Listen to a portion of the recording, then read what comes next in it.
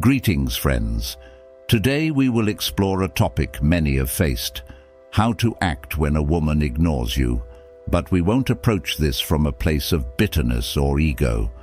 Instead, we'll tap into the timeless wisdom of Stoic philosophy to maintain our self-respect, confidence, and personal growth. The Stoics were not concerned with controlling external events, but with how we respond to them internally. The famous philosopher Epictetus said, "Men are disturbed not by things, but by the principles and notions which they form concerning things." When someone ignores us, it can trigger feelings of rejection, hurt, and even anger. But the Stoic path teaches us that our troubles come not from the situation, but from our judgments. We always have a choice in how we view things. Over the next hour, we'll learn practical strategies from the ancient Stoics on emotional control, self-worth, confidence, and personal growth. We'll see how to avoid the traps of seeking validation from others and instead focus on becoming the best versions of ourselves. Even if you're brand new to Stoicism, have no fear.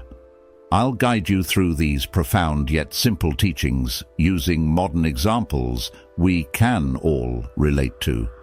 We'll apply this ancient wisdom to the contemporary challenge of being ignored by a romantic interest. As Marcus Aurelius reminded us, very little is needed to make a happy life.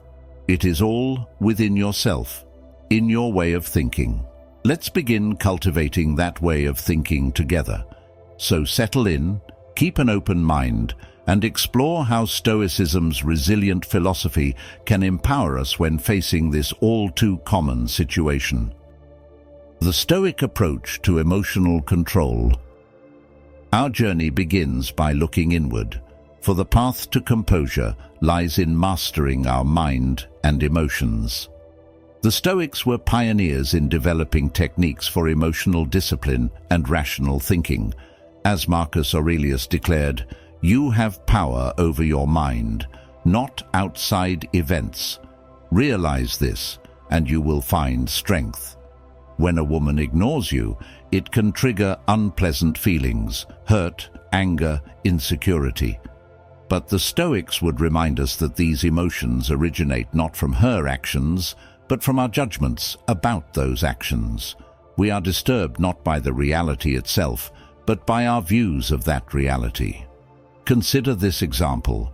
You feel confident and prepared for a job interview, but in the end, you don't get the position.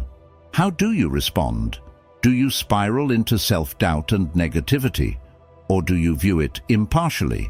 This is merely one outcome amongst infinite possibilities in your career journey. The Stoics were not immune to misfortune or adversity, but their secret power lay in separating external events from their internal experience of those events. They realized that while they couldn't control every situation, they could control their mindset and emotional reactions. Imagine you're out with friends and an attractive woman at the bar catches your eye.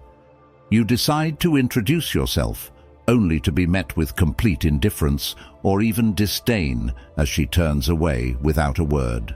A typical reaction may be rejection, embarrassment, or even anger toward her. But think for a moment, what has actually happened here?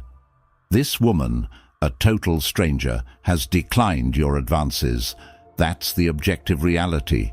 Your hurtful emotions come from the stories you tell yourself about why she ignored you, that you're inadequate, unattractive, a failure with the opposite sex. Those beliefs then generate feelings. The Stoic path encourages us to pause and view such situations rationally. Perhaps she's in a relationship or had a bad dating experience recently. Maybe she needed to arrive on time or felt intimidated by your approach. The reasons are endless, but they have little to do with your inherent worth. Her ignoring you reveals more about her current state than any truth about you. By separating the facts from your interpretations, you take back control. Breathe deeply and observe your thoughts and feelings impartially without judging them. This self-awareness and detachment is vital. Press pause when the movie of your mind gets caught up in negative narratives about yourself. Consult your rational faculty as Marcus Aurelius did, asking, "What is the nature of this thing in itself and stripped of the outer casing? Under that shell of a bruised ego, is there any genuine harm here? Or is this just a fleeting social interaction with no more profound significance?" The more you reinforce perspective-taking over knee-jerk emotional reactions, the more unshakable your poise becomes. Like working a muscle, it's a skill honed over time through determined practice. But the freedom of an unruffled mind in challenging situations is an invaluable strength. So the next time you face indifference from someone you're interested in, remember, the Stoic is unmoved by the opinions of others. You cannot control their behaviors, but you can control how you respond. Will you unleash a tornado of negative emotions, or maintain your inner meteorological calm? The choice is yours. Focusing on self-worth and avoiding pedestals.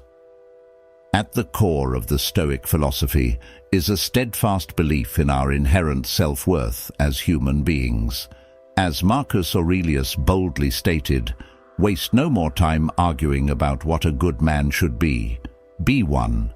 Too often we seek validation and self-esteem from external sources, relationships, careers, and societal status.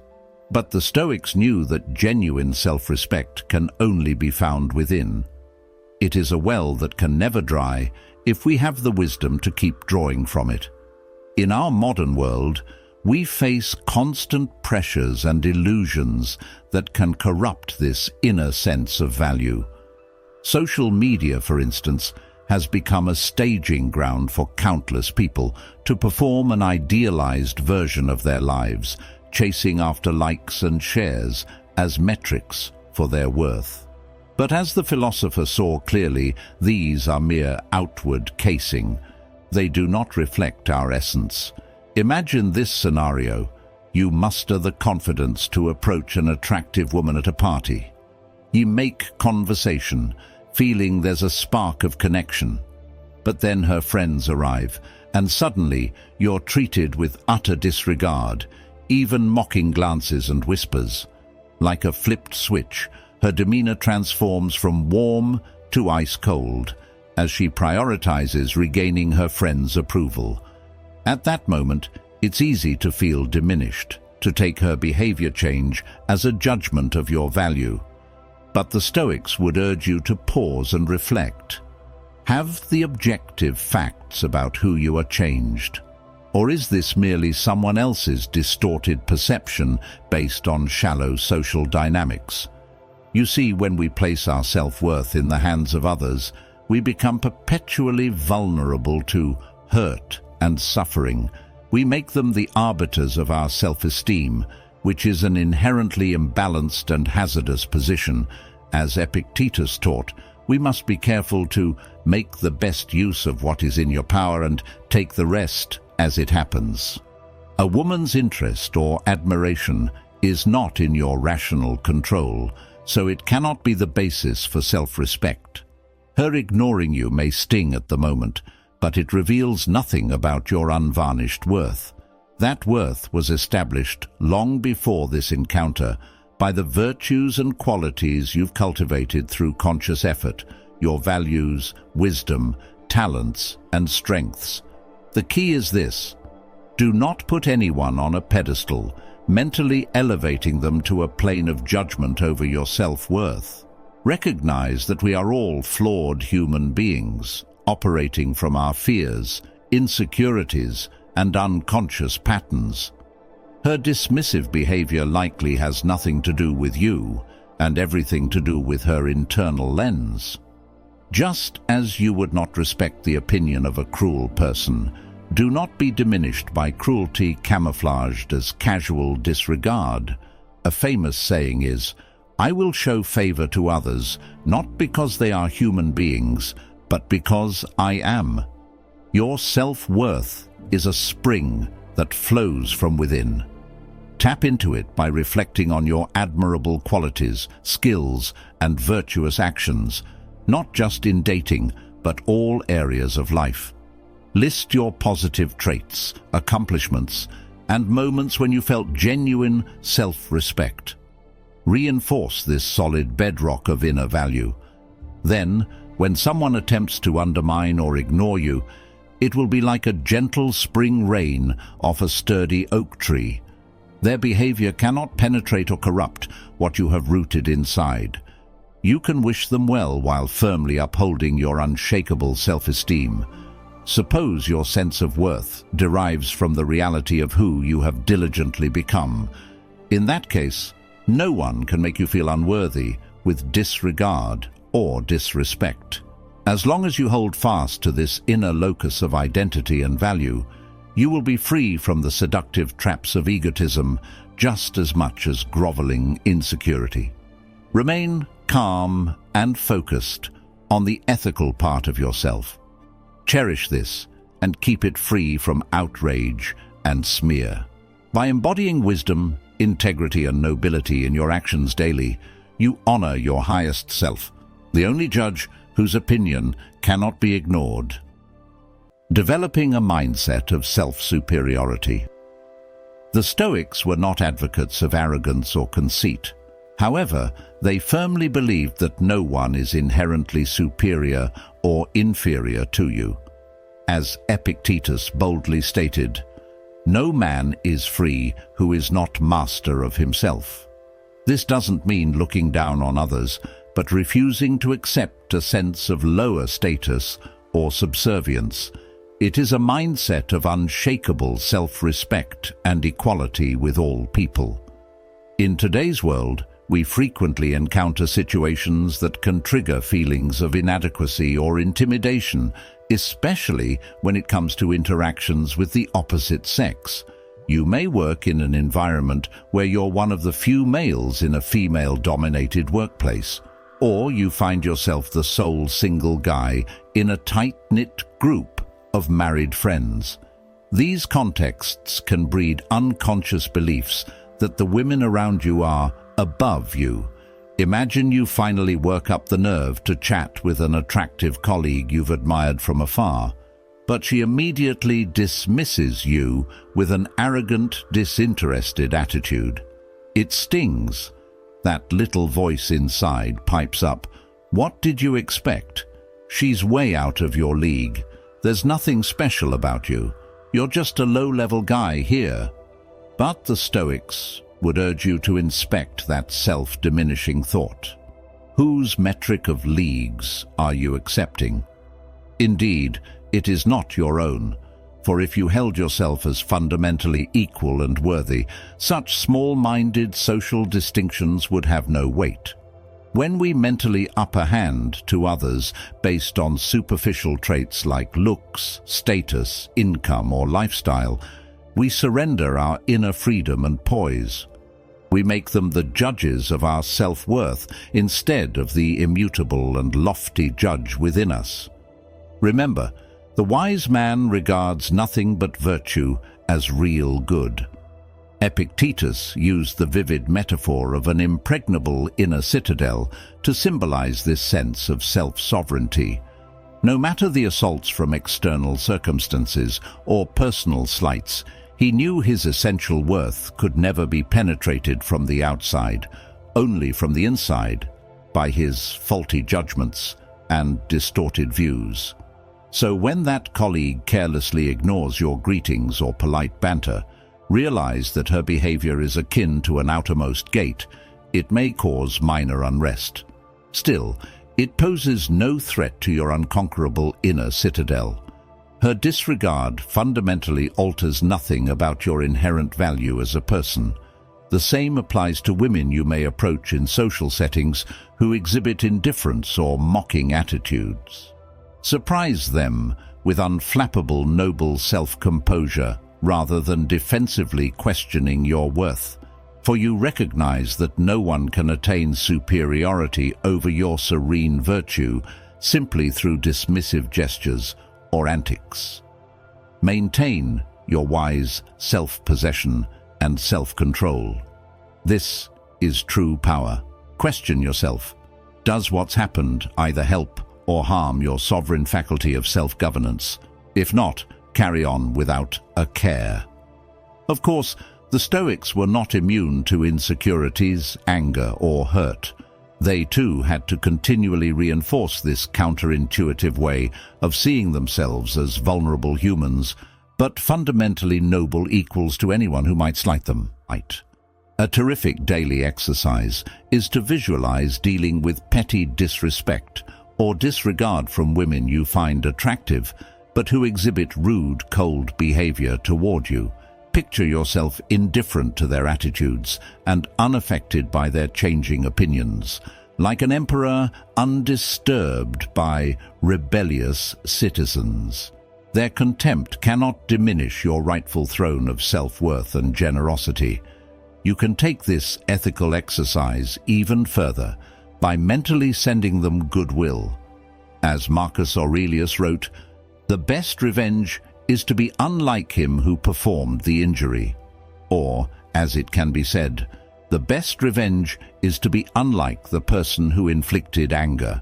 Wish them clarity and wisdom to see beyond their materialistic delusions of worthiness. Recognize that their behavior stems from inner insecurities, fears, and pettiness you have consciously shed. This mindset of self-superiority is not about ego, but owning your supreme self-sovereignty as a human being. It's an unshakable self-esteem that no one can trespass because you choose to ennoble yourself according to virtue alone, the only true measure of merit.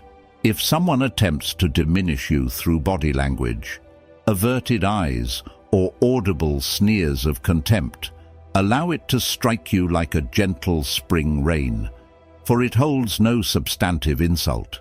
Your noble flowering remains vibrant and intact, nourished by the fertile soil of wisdom and right action. Pity them for their blindness if you like, but do not be induced to assume an inferior position that your philosophical kingship never abdicates. In the Stoics' view, rejecting self-sovereignty is akin to a king abandoning his throne and crown to grovel amongst peasants at the first sign of discord. Maintain your inviolable self-respect. When you interact with women from that formidable inner citadel of sovereignty, her interest or lack thereof transforms into utterly non-threatening data, neither damaging nor elevating, for you esteem yourself according to your immutable virtues and self-governance, not the fluctuating opinions of others. With practice, no one's regard or disregard can disturb your supreme self-possession. Demonstrating mutual respect and confidence. Closely tied to cultivating a mindset of self-superiority is showing respect and confidence even in the face of disregard from others. As Marcus Aurelius wisely stated, "The best revenge is to be unlike him who performed the injury." When a woman ignores you or exhibits rude, off-putting behavior, the tempting instinct is to retaliate with disrespect of your own, to punish her rudeness by acting impolitely in return. But this revenge-oriented mindset only serves to diminish yourself. The Stoics understood that how we respond to perceived insults or wrongs is a statement about our character, not a judgment of the offender. We maintain the high ground by staying calm, poised, and respectful regardless of others' conduct. Let's take the example of being out with friends and multiple women giving you the cold shoulder throughout the evening. Their disinterest is practically palpable as you attempt light conversation. They prevent their gaze, fiddle with their phones, or even make subtle mocking gestures when you're not looking. In that situation, most people's egos would be stung. The urge to lash out, directly through insults or indirectly by turning away in an offended huff, could feel overwhelmingly appealing. You want them to sense your displeasure at their rudeness. But pause and consider, what is truly being accomplished by escalating disrespect? You may provide momentary catharsis for your hurt feelings, but at what cost? The Stoics believed that reacting arrogantly or contemptuously in the face of slights actually shows a lack of confidence. Remember, the less someone is troubled by insult, the stronger their character is. Actual self-assurance does not need retaliation or proving oneself in response to perceived disses. It exhibits poise and dignity, period. The wiser move is to extend politeness, respect, and an air of unruffled nonchalance, the treatment you wish to receive. Kill their negativity with profound indifference, for you realize their conduct reveals their insecurities, not your shortcomings. As Marcus Aurelius reminded himself, their souls once had the seeds of what is good. That is enough. Consider this wise advice from Epictetus. If you want to make progress, put up with being seen as ignorant or relentless when you meet with opposition from others. Expect that there will be those who, for their reasons, meet your friendly overtures with cold disregard or even ridicule. The Stoic response? Politely return respect and refuse to be thrown off balance internally. You see, confidence is an integral part of the Stoic philosophical framework. It does not stem from constantly seeking the approval of others, but from living with integrity according to your highest virtues and rational principles. As the ancient sage Musonius Rufus taught, confidence comes from leading a vigorous, truthful life.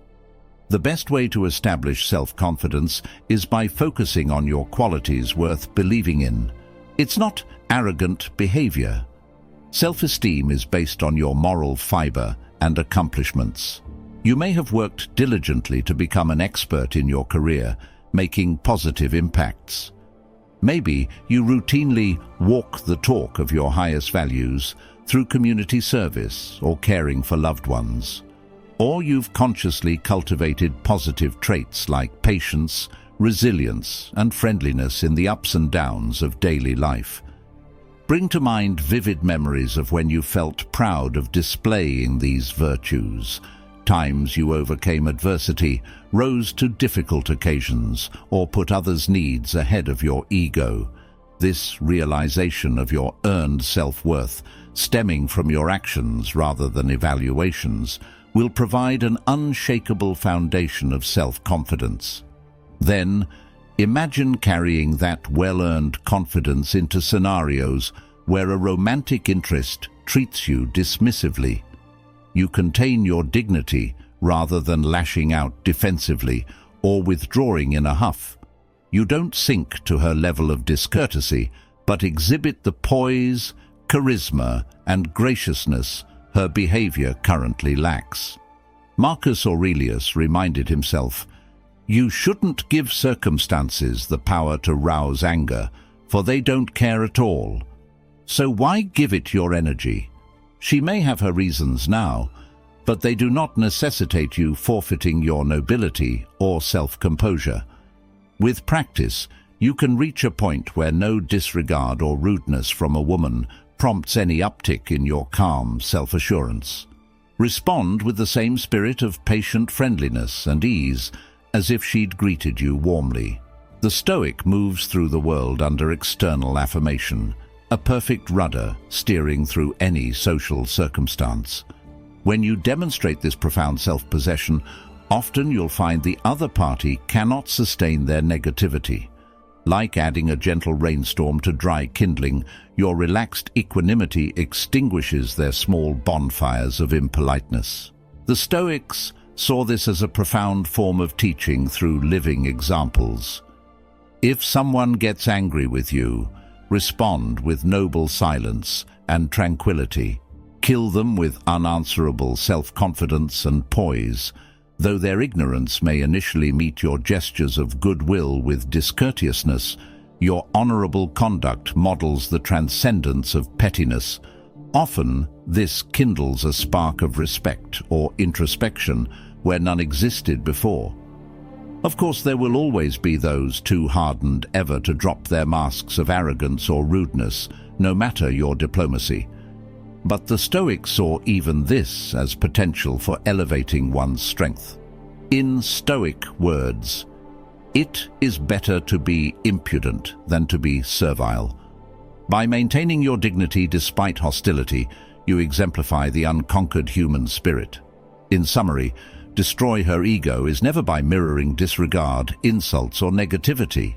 Instead, it's by embodying the supreme self-confidence, respect, and grace that her lousy behavior currently lacks. Like the mighty oak weathering a storm with patience, you stand unwavering and magnanimous. This preserves your honor and provides a living parable on the virtuous and enlightened way to conduct oneself. Avoiding the trap of seeking attention. A significant pitfall the Stoics warned against is the endless pursuit of attention, admiration, and external validation. As Epictetus bluntly stated, man is disturbed not by things, but by the views he takes of them. When we become attached to constantly seeking the approval of others and incredibly romantic interests, we inevitably open ourselves to suffering and disturbance. However harsh or indifferent, their shifting opinions of us gain supremacy over our inner peace. Let's take the example of modern-day social media. We're flooded daily with images of idealized lives and carefully curated selfies, all aimed at grabbing attention and approval through likes, shares, and compliments.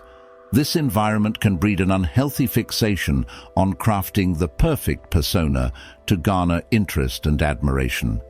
But we become enslaved as soon as we're overly invested in this relentless feedback loop. If a charming new photo gets lukewarm responses, we internalize it as a judgment of our worth. Or if a romantic interest doesn't publicly fawn over our latest profile pic, the hurt and anger well up instantly. The Stoics would urge us to step back and reflect. Have the objective facts about your inherent value as a person changed based on these temporary data points? Or are you disturbed by your attachment to others' opinions and validation? Perhaps an attractive woman you were chatting with online has suddenly gone cold, no longer reciprocating your messages with the same enthusiasm. You can't stop rereading the conversation, questioning whether a particular comment or photo turned her off. Your mind races with editorializing about what she thinks of you now. But pause and consult your rational faculty, as Marcus Aurelius did. What is the underlying reality here? In truth, all that occurred were some bits of digital text hitting or not hitting an inbox. Her willingness to keep chatting with you one day versus the next fundamentally alters nothing about your value as a person worthy of self-respect. The pain arises solely from your investment in her responses, functioning as judgments on your worth rather than simple neutral data streams to observe impartially. You cultivate an unshakable inner peace by being unattached to whether those messages ding. The Greek philosophers frequently use the vivid metaphor of an immovable rock weathering the ocean's stormy waves. A woman's periodic ignoring or ghosting may feel like a battering force against your sense of self at the moment. But like that rock, you can remain unwavering and unaffected by consciously separating her behavior from your core solidness. As Seneca advised, begin at once to live and count each separate day as a separate life. When you view her interest or disinterest through this wide-angle lens, it loses all power to disturb you. Her attention is simply one data point in the vast expanse of your life's journey. The Stoics also warned that by incessantly seeking the affirmation of a romantic interest, you inadvertently elevate them to a pedestal that makes genuine connection impossible. you have instantly created uneven footing where they perceive themselves as superior and you as subservient or needy. Consider a scenario where you match with an objectively beautiful woman on a dating app. Almost immediately, your focus narrows to deeply analyzing every tiny interaction. Why she didn't immediately respond to your opening line? What her one-word answers might indicate about her interest level. Obsessing over what photos and comments will maximize her admiration. But through this hyper-vigilant lens, you have already surrendered the solid ground of self-respect and confidence. By unconsciously putting the stakes of her attention on such a lofty pedestal, you drain interactions of their natural ease. She can sense this needy, approval-seeking energy, which makes genuine letting down of barriers difficult.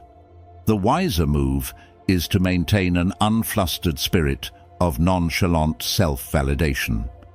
In Stoic words, the highest good is a mind unmoved by injury. Remind yourself that her ultimate judgments have no bearing on your worthiness. View her interest or disinterest with neither joy nor sadness, but serene impartiality. When you emanate this grounded, easygoing presence free of neediness, you create the welcoming conditions for an authentic connection to blossom or not potentially. But your sense of self-worth is never held hostage by her opinions or involvement. The Stoics saw this detachment from external adulation as the ultimate affirmation of oneself and all humans' fundamental equality. By seeking contentment strictly from leading a life of utmost integrity and virtue, no one wields power over your sense of completion. An old philosopher eloquently said, "Discard the cravings and fears that extend outwards, and assimilate yourself into the great consciousness." This great consciousness refers to the perfectly self-contained and unwavering mind that needs nothing beyond its cultivation of wisdom and right living. After all, when you reflect honestly, how much substance or permanence do the affirmations or disaffirmations of others honestly hold? Their attentiveness and praise are excellent when present, but inevitably faces are forgotten and infatuations fade. You chase an endless and unsatisfying cycle by anchoring your self-respect to this passing stream of image and ego. But root your sense of inner completion within your steadfast commitment to virtuous thoughts, words, and deeds each day. Now you drink from an eternal wellspring. No temporary attention or lack thereof can upset that reservoir. In Stoic words, the great thing is to guard your mind from that external distemper. When a romantic interest suddenly ghosts or ignores you, your mind will naturally understand why and ruminate over what opinion they've formed of you. But the disciplined Stoic allows those distempers to pass indifferently, like clouds moving through an unchanging blue sky. True, this path of detachment from external approval involves diligent practice and retraining of old emotional habits, but in doing so, you liberate yourself from the exhausting strings of perpetually seeking attention and validation from others. Your sense of self-respect and inner peace becomes inviolable, imperturbable, and often maintaining composure and self-possession in the face of disregard ironically sparks more admiration and intrigue than seeking approval through antics. As Stoic said, their egos are like so much smoke dissipating into air. Let them dissolve back into themselves. Pay them no mind. The next time someone you're interested in gives you mixed signals by being hot and cold, try to remain calm and unfazed. Don't get too attached or push them away. Observe their behavior objectively as something temporary that doesn't affect your self-confidence. This is where absolute freedom lies. Shifting focus to personal growth. At the heart of Stoic philosophy is that our fundamental sense of worth and fulfillment must derive from within, not from external attentions or accomplishments. As Seneca eloquently stated, he is a slave. But shall that stand in his way? Show me a man who is not a slave. One is a slave to lust, another to greed, another to ambition, and all men are slaves to fear. And he who is not a slave to riches, pleasures, or fears is a free man. When we become overly fixated on chasing romantic admiration or validation from others, we enter into a voluntary form of subservience and enslavement. Our emotional well-being gets tethered to the shifting tides of their approval, robbing us of our autonomy. Instead, the Stoics directed intense focus inward, on cultivating one's character through reasoned growth, virtue, and resilience. This formed an unshakable bedrock of self-respect, impervious to the opinions of others. Let's take a common modern scenario. You've recently gone through a breakup after a long-term relationship. In the aftermath, it's tempting to seek ego-soothing and a quick salve for your bruised self-worth by avidly pursuing new romantic entanglements. You might download dating apps or put yourself into overdrive at social events, desperately overcompensating for the loss and rejection you feel. But this rush towards evidence of your revalidated mate value only reinforces your rootless attachment to external affirmations. Each match or flirtatious interaction becomes elevated to undue importance for your self-esteem, setting you up for future cycles of elation or devastation based on their shifting tides of interest. The Stoics would urge a different path, looking inward to strengthen your self-provided sources of worth and fulfillment. As Seneca wrote, "There is no nobler or more difficult task than the pursuit of virtue. For it is not enough to learn virtue, you must also put that learning into practice. So rather than seeking worth from fickle romantic entanglements, invest that same energy into the growth of character and personal development. Take up a stimulating new hobby or artistic pursuit you've always wanted to explore. Read philosophical wisdom and challenge yourself to live more deliberately according to your highest values. Or make a concerted effort to strengthen your physical and mental health through exercise, mindfulness, and nutrition. The aim is not perfection or even outward acclaim. It is simply about diligently nurturing activities, mindsets, and skills that elevate your sense of purpose and unbreakable contentment from within. Much like tending to a private garden, you take quiet pride in its beauty blossoming due to your loving efforts, regardless of any outward observers. As you develop this grounded sense of self-actualization, you no longer hunger for outer sources of validation or self-worth. A casual flirtation or dating mismatch neither defines your identity nor rattles your sturdy equanimity.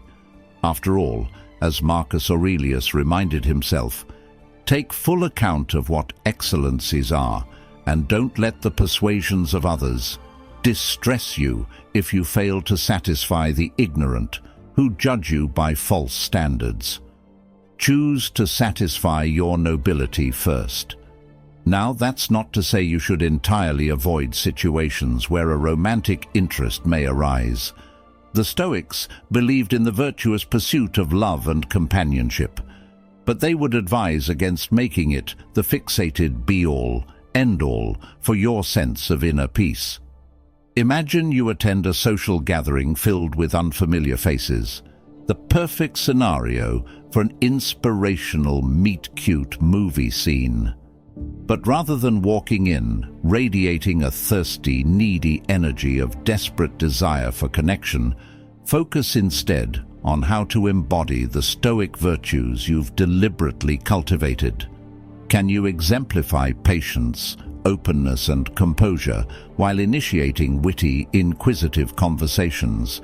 Do you uphold your dignity and genuine friendliness if met with disinterest or indifference? And by centering your confidence in the person you've methodically molded yourself into, would you be unflustered by any individual interaction's outcome? You might unexpectedly connect with someone on a genuine level when you are confident and secure in yourself. But even if that doesn't happen, you'll go home content, knowing that you've lived true to your beliefs and don't need anyone else's approval to feel worthy. This path of deriving wholeness from within takes diligent practice and reprogramming of old habits. Too often, our pleasure and pain centers have gotten habituated to seeking validation hits, like lab rats pushing a lever for brain stimulation. Just as addictions to things like social media trigger releases of dopamine, getting attention from a romantic interest provides temporary gratification that our psyches then crave. However, the Stoics advocated systematically loosening these behavioral shackles and shifting our fixations away from impermanent external rewards. As Epictetus said, "You are merely a paltry soul carrying around a corpse."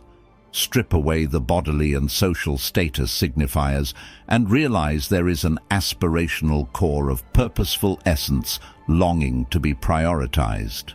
Marcus Aurelius similarly advised the regular practice of separation of mind from bodily form through present-minded reasoning.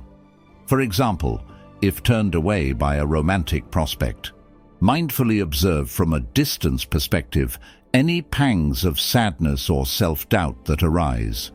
Do they arise from your bodily cravings and sense impulses, or your immortal intellect, which remains inviolably whole?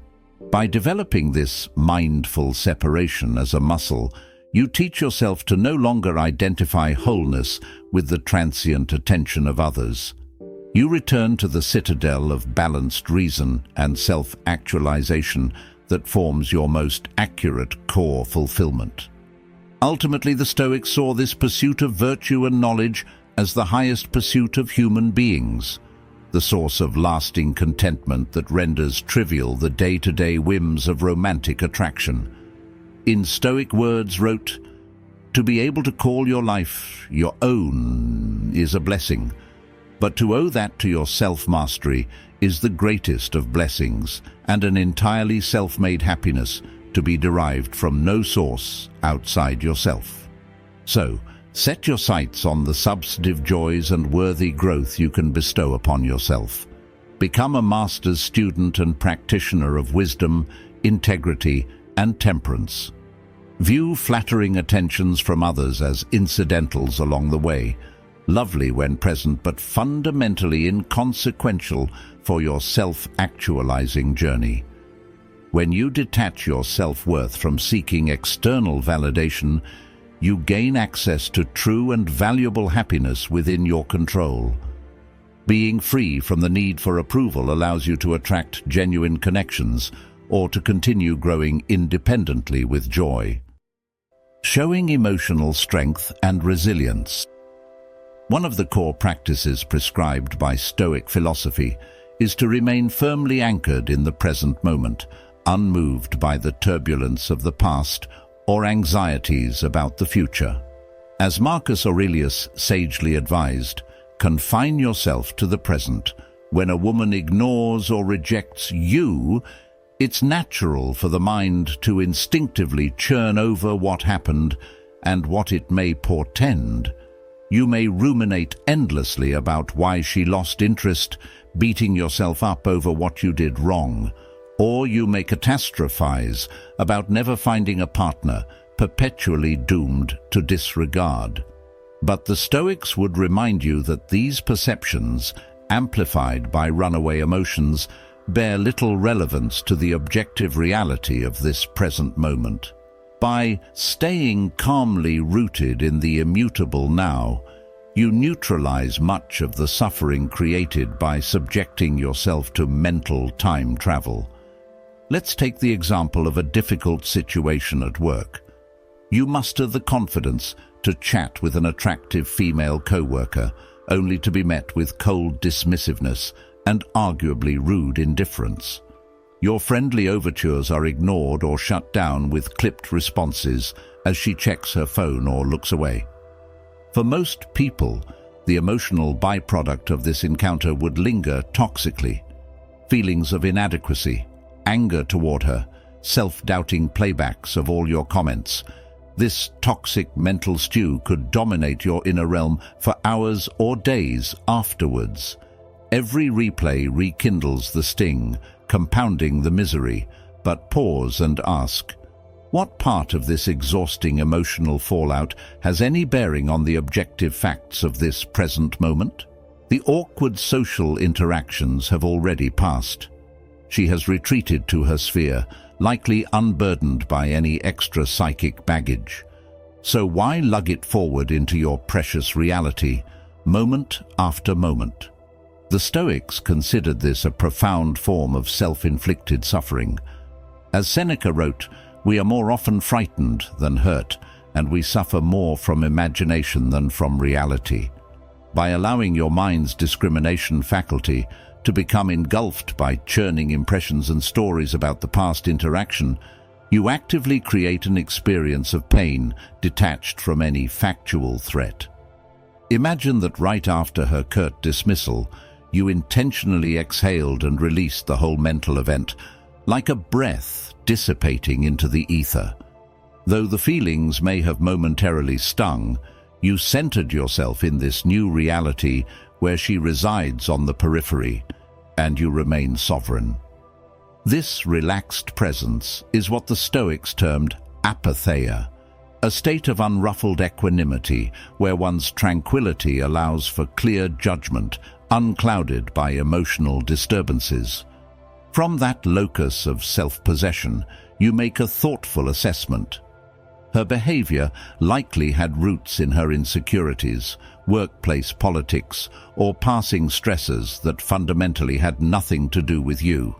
Then, you promptly shift attention to the next square on the chessboard of your life. Rather than dwelling in feelings that no longer exist, you bring your full faculties to engaging with whatever productive reality arises next.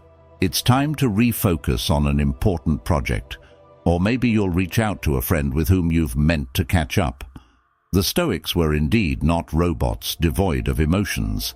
They understood that reactions like hurt, anger, and disappointment were inevitable human responses, especially to perceived insults or rejections. The aim was never to eliminate natural emotional responses, but to refuse to supply them with repetitive storylines and mental airtime that could turn them into cyclical sufferings. As Marcus Aurelius wrote, "The universe is change, our life is what our thoughts make it." By staying rooted in eternal, now uncomplicated us, less imaginings, one could experience emotions while being utterly unencumbered by them. They come, they go, and the moment remains. With committed practice, you can reach the point where hurtful encounters like that rude co-worker elicit as much inner ruffle as a mild spring breeze brushing your face. You feel the sensations, let them pass, and sail forth like a steady ship into the next moment with no emotional barnacle weighing you down. This emotional resiliency and strength stems from a core Stoic precept that while we may not control every external circumstance, we have dominion over how we respond internally. No one, however callous, has the power to disturb our peace of mind without our cooperation forcibly. As Epictetus declared, it's not what happens to you, but how you react to it that matters. When you grasp your power to accept and shed passing experiences radically, you become impervious to the emotional tractor beams of everything from rude romantic interests to contemptuous strangers. You see, our feelings often derive not from objective reality itself, but the subjective narratives we rapidly construct to explain and contextualize events. Did she ignore me because I'm unworthy? Does she pity or look down on me? More than the neutral facts themselves, these interior fictions generate the most potent stresses. But the Stoic remains coolly untriggered. assessing each situation through the filter of their highest reasoning and owning their response. If you've genuinely displayed virtues like confidence, goodwill, and dignity, a person's disregard reflects more about their character deficits than any truth about yours. In this way, the emotionally strong individual provides an admirable counterpoint to the seething cauldron of pride and reactive dramas of those lacking self-mastery. They move through conflicts with uplifting grace and immunity from disruptive mental disease. So by all means, feel the initial pangs of disappointment, frustration, or even anger in moments of disregard or rejection. Allow those transient sensations to course through your human vessel, accepting them with forgiveness and non-judgment. But refuse to perpetuate them through the compulsive looping of past narratives and future fears. Like a calm creek, unfazed by passing breezes or the churning storms upstream, you remain an unwavering conduit for meeting each fresh new moment with maximum vitality and discernment. This inner oasis of presence provides a sanctuary from scorching emotions that would otherwise drain your energy reserves and peace. You stand refreshed, renewed, the embodiment of that most attractive human trait, soul-deep composure. Ignoring her existence and creating intrigue. The mind is a powerful force. As the Stoics knew, our thoughts and focus quite literally shape our experienced reality. Marcus Aurelius eloquently put it, "The soul becomes dyed with the color of its thoughts." When we allow our internal energies to become consumed and dyed by thoughts centered on one particular woman's attention or admiration, we undermine our sovereignty as individuated beings walking our path. Perhaps you've experienced this feeling. You notice an intriguing woman at a social gathering, in your workplace, or running mundane errands. Suddenly your focus narrows to her like a laser, scanning for potential interest or receptiveness. You play out imagined scenarios in your mind, evaluating whether and how to make an approach. You've given up your sense of control and self-assurance by becoming fixated on that one thing. Your satisfaction now depends solely on whether she responds to or rejects your feelings. In the process, you've lost an essential part of your self-respect and authority over your path in life.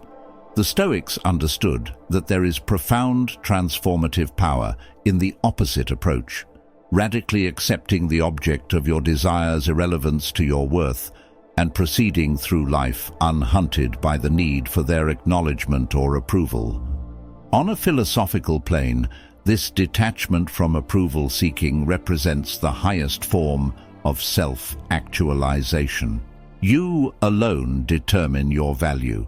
It cannot be undermined or reinforced by the mere impressions of others. With your locus of validation turning inward, you become emotionally impervious to the shifting winds of attraction or disinterest. Practically, such poise and unreactive assuredness have an intriguing effect, with the incredible strength to carry forth through life, unburdened by whether one person flicks their lures back or ignores you entirely. There emerges an unmistakable essence. Confidence gravitates toward confidence. Let's consider a modern example from the world of celebrity culture. Why do personalities like Keanu Reeves or Larry David capture such fascination? Partly it's because of their apparent nonchalant self-confidence. You feel like they navigate life without being influenced or worried by other people's opinions or judgments about their status. Their indifference to public opinion creates an intriguing allure. Imagine spotting a woman at a party. She's gorgeous and exudes confidence.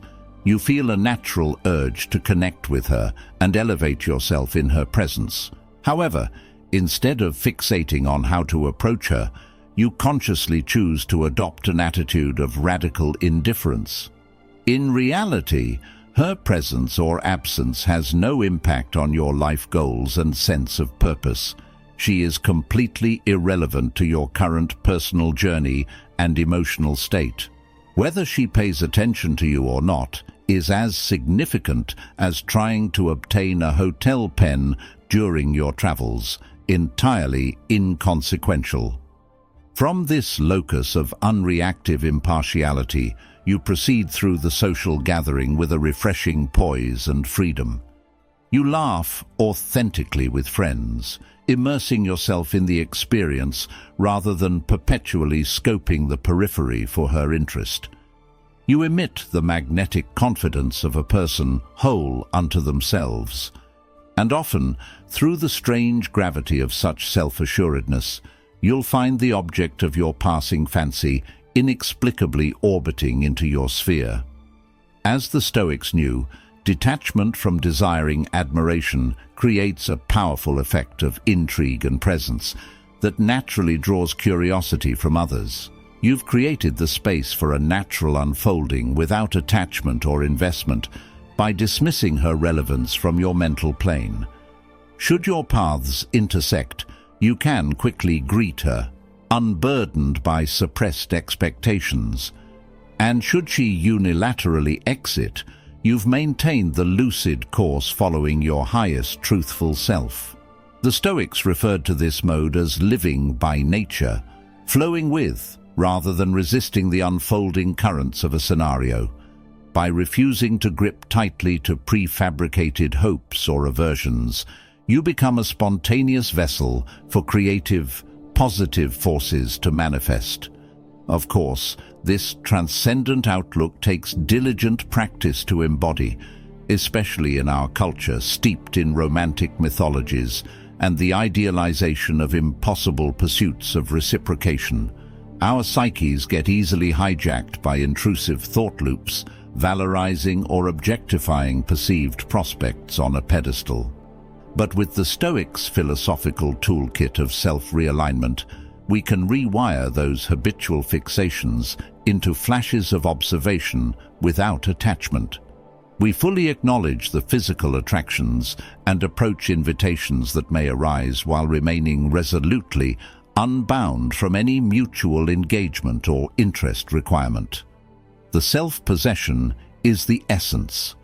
As Marcus Aurelius reminded himself, give yourself a gift, the present moment, masterfully handled. They discourage your desires for anything great or generous, but only deny yourself this satisfaction.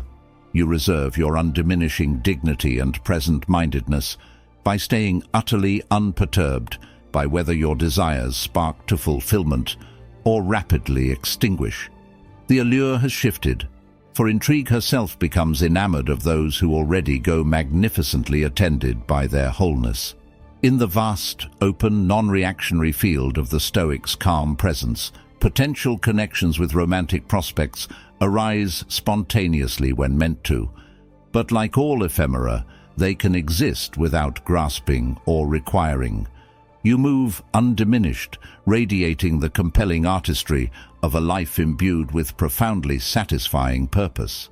Ultimately, as Seneca proclaimed, there can be no greater blessing has been granted anyone than self-mastery. In radically ignoring others' very existences to determine your path, you've achieved the highest expression of confidence, not the explosive powder of ego, but an inextinguishable inner light emanating dignity, wonder, and truly empowered selfhood. Increasing your value through self-improvement. At the core of Stoic philosophy lies a profound truth, that our most precious resource is not worldly wealth or status, but the wealth we cultivate within through virtuous living and wisdom. As Marcus Aurelius beautifully expressed, the only wealth which you will keep forever is the wealth you have given away. On the surface, this seems paradoxical. How can one increase their net worth by giving away or denying material riches? But the Stoics recognized that the treasures which elevate and liberate the human spirit are ones we must continually bestow outward through our actions and way of being. Acts of kindness, resilience, integrity, courage, temperance, these are the incorruptible wealth that enshrines an individual's character and forge their worthiness from an inner wellspring of virtue. And the more we live by these supreme ideals, the more solid and self-assured we become in the face of life's inevitable setbacks and shallow judges. Let's consider the scenario of being overlooked or ignored by someone you are romantically interested in.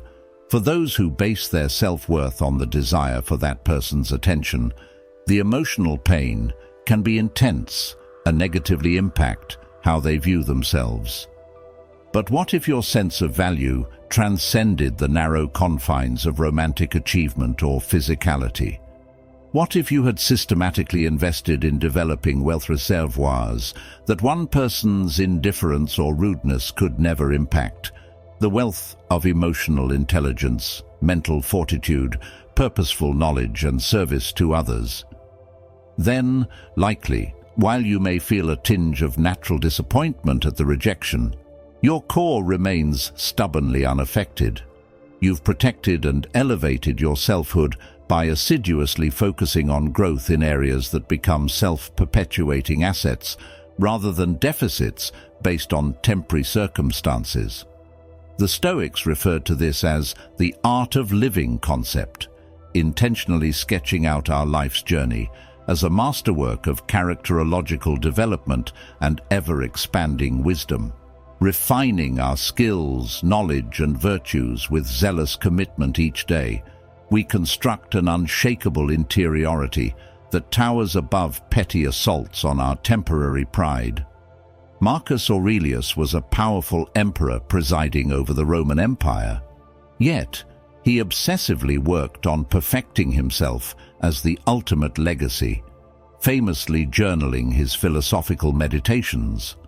From this vantage point, he could remain level-headed and unconsumed by perceptions when snubbed or disrespected, for his sense of substance came from reserved deeper within. Imagine you've spent months or years diligently studying a field you're passionate about, whether history, computer science, entrepreneurship, or anything that stokes your innate curiosity. With steadfast discipline and commitment, you've absorbed a wealth of insights, theories, and skills related to this discipline that have expanded your expertise and intellectual agility. Then, one day, you find yourself in a social setting with someone you're attracted to, only to have them seem to look right through you or treat you with cursory disregard. For those deriving their primary personal worth from romantic admiration, this experience might create an inner spiral of self-doubt and emotional suffering. But, for you, while their indifference may strike a glancing, discourteous blow, you remain poised and calm at your core. Your most profound sense of identity, fulfillment, and purposeful perseverance arise from the intangible treasures you've methodically cultivated through your scholarly devotions, assets of knowledge and self-actualization that can never be tarnished by disrespect from transient others. This principle extends far beyond academic arenas. It could encompass developing emotional intelligence skills to become a world-class listener and nurturer of loved ones AC, achieving mountainous feats of willpower through fitness regimens and physical mastery, or devoting oneself to a craft or art form that demands continually refining creative capacities. Any domain that stretches our tolerance for struggle demands transcendental growth and imperiously commands our integral essences to rise and be enlightened. This is where the truest wealth of personhood gets painstakingly minted. The Stoics knew this essence intimately. They knew the unconquerable value radiates from the interiority we've excavated and adorned as sovereign self-authors, not the externally assigned merits we ephemerally rent. This is not to say the Stoics rejected pursuing excellence in worldly attainments, like career, social status, or even classical beauty regimens.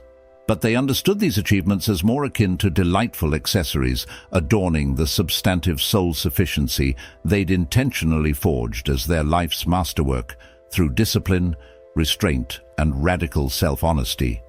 For example, let's take the arena of skill building and career excellence. Imagine you've worked diligently for years to become one of the preeminent experts in your field. You may be a respected surgeon, having logged thousands of hours honing your skill and procedural knowledge. Or you're an educator steadfastly developing innovative teaching methods that tangibly uplift your students. Then, one day, at a social function, an individual you find attractive for superficial reasons openly dismisses or mocks your professional accomplishments with an arrogant air. For those deriving their core identities from emblems of achievement and status, such a bruising slight might prompt punishing ego plunges and eruptions of resentment. But for you, anchored in the serene self-respect born from grueling self-actualization and transcendental skill cultivation, the diss poses no existential threat. Their dismissiveness reveals only their insecurities and ignorance, while leaving utterly undisturbed the monumental virtuous wealth you've painstakingly accrued in becoming a profoundly capable human being of service to others. As Marcus Aurelius calmly reminded, the universe is change. Our life is how our mind interprets that change. So you patiently interpret their baseless arrogance as more tragic than dangerous, allowing the encounter to drift past like a meandering spring cloud. Your equanimity remains upright, your core trajectory gloriously unperturbed.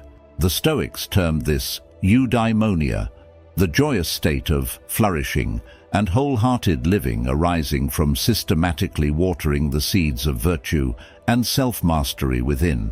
Insults, setbacks, and even life-shattering tragedies may temporarily ruffle the sensitive surfaces, but they pose no threat to the greatness we've bestowed on the world by rigorously expanding our faculties for insight, grit, honor, and love.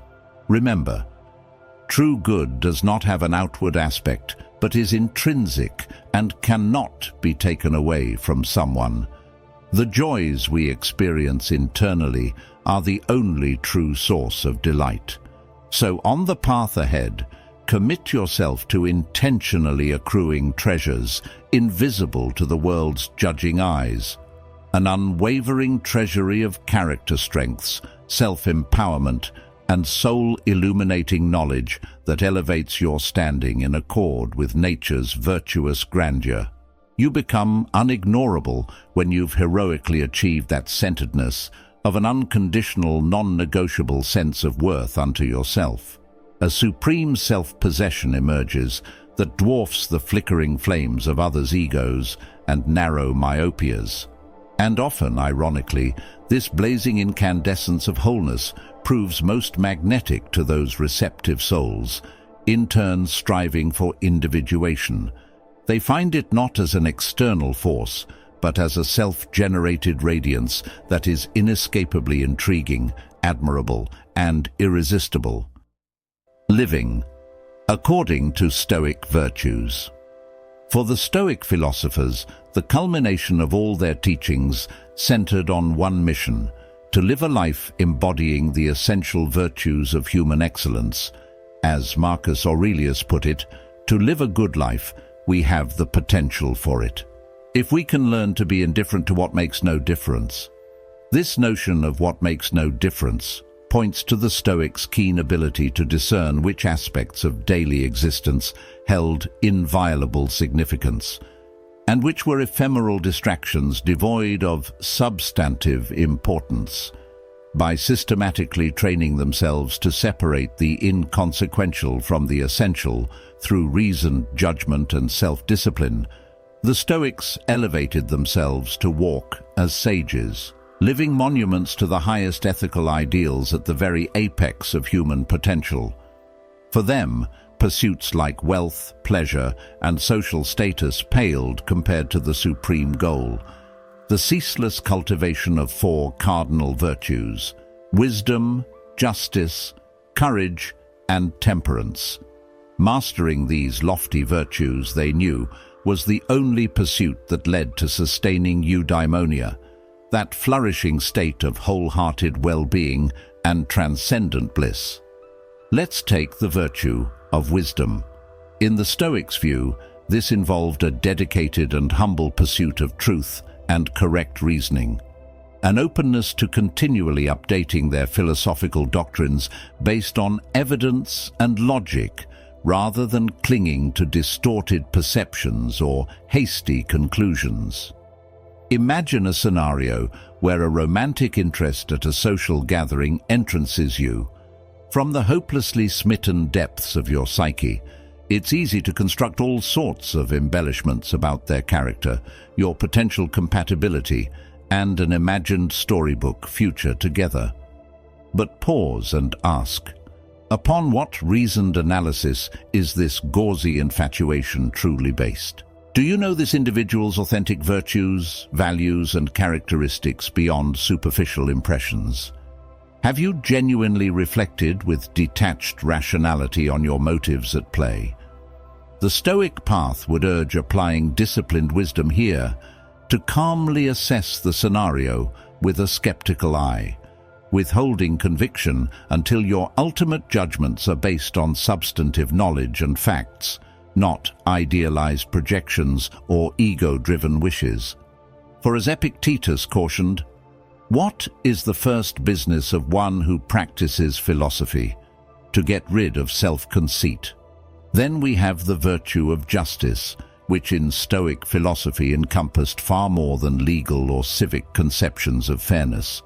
It represented an unwavering commitment to moral equity, integrity, and honoring the fundamental truth of humans as rational beings united in a collective ethical ecosystem.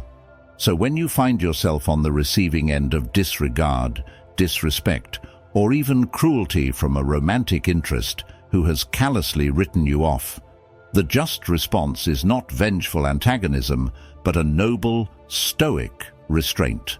An understanding that to lash out or descend into pettiness would ironically represent the greater moral injustice against your highest self. As Stoic reminded, whenever any person hates you or envies you, then that is the sting of their own unjust character. Nothing more. That agitation is no part of your own character. The Stoic embodies perfect justice, upholding virtuous character and fair dealing regardless of external provocations. This brings us to the virtue of courage, that tenacious fortitude to uphold one's reasoned convictions even in the face of personal risk or societal opposition. The Stoics saw this form of valorous resilience as the harmonious counterpart to wisdom. After all, insights mean little without the stalwart courage to live by them. In romantic contexts, this courage may manifest in myriad ways. The willingness to honestly voice your interest to someone you find compelling despite the risk of rejection. The fortitude to remain butchered in your unflappable self-esteem, even if met with cruelty or ghosting. The audacity to unapologetically walk away from manipulative, toxic entanglements that corrupt your integrity. As Marcus Aurelius reminded himself, the universe is change, our life is what our thoughts make it. No tribulation, whether dashed hopes of companionship or bruising personal dismissal, bears any power to disturb you without your cowardly resignation of noble character. Finally, we have the virtue of temperance or self-discipline.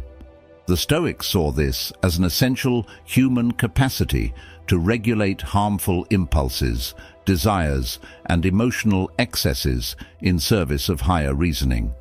After all, insight and courage quickly become possible with the will to constructively channel them.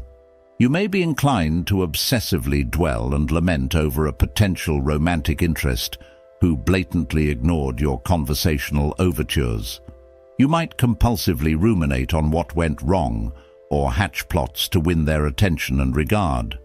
But the Stoic path of temperance demands asking, what actual truth governs this situation? And what is the wisest, most prudent response that aligns with your highest integrity?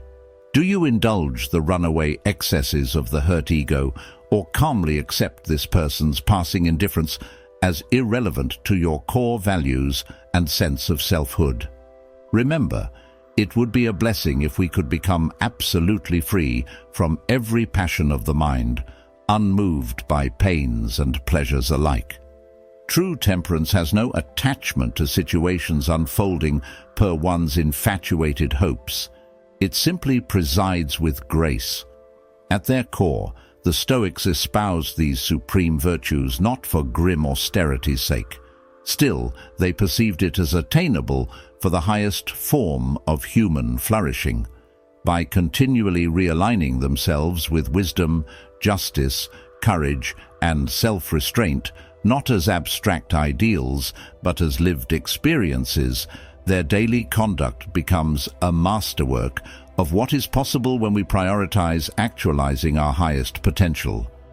As Seneca beautifully summarized, a life spent doing praiseworthy actions is long enough, but through study you can make yourself immortal.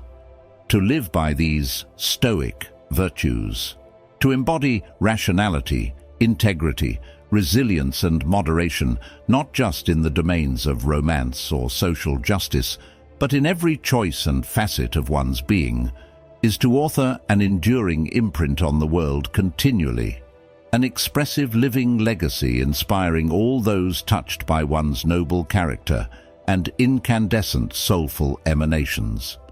So embrace this path not from hollow dogma or showmanship, but to gradually alchemize your raw human experience into a life's work befitting the masterful artistry intended for all beings. Let your every act, thought, and interaction become an indelible stroke of virtue etched into reality's sempiternal canvas. And from that lofty place of soul-awakened character in constant philosophical labor, what province in truth remains for someone else's passing disregard or romantic casted judgment to bear any indelible relevance? You need not destroy, nor demand validation, for you have immortalized your best self's most heroic efforts through a life's toil, nobly perseverance. Throughout this video, we've explored profound Stoic wisdom for maintaining self-respect, confidence, and personal growth when faced with being ignored or disregarded by a romantic interest.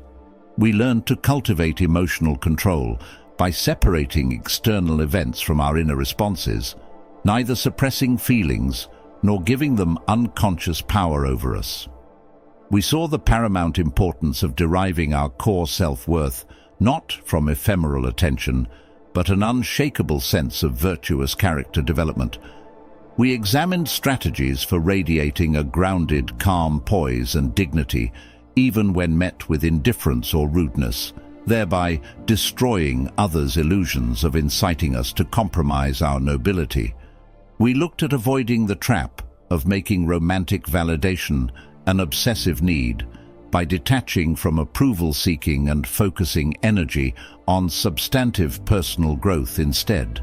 Ultimately, we explored living in full accordance with the supreme Stoic virtues of wisdom, justice, courage, and temperance, a path of continual self-actualization to elevate human existence. While the situations we encounter may sometimes trigger pangs of hurt, anger, or insecurity, the teachings of Stoicism provide an empowering philosophical framework for upholding our undiminished self-respect, confidence, and truth. By applying the rational and resilient perspectives shared here, you equip yourself with the strength to remain imperturbable in the face of disregard, while centering purposeful attention on what matters most, your heroic journey of personal growth and character development. No one can make you feel unworthy without your participation. The path is open to all who cultivate the highest, most virtuous versions of themselves from their inexhaustible wellsprings of dignity. I encourage you to integrate these Stoic practices into your daily life, mainly when dealing with challenging interpersonal situations or setbacks. As always, I welcome your comments and insights about applying this philosophical wisdom in empowering ways. For those seeking more guidance, check out the recommended resources and readings I've linked below. The path of the Stoics is one of lifelong learning and growth. Thanks for joining me, and walk on unshaken, my friends.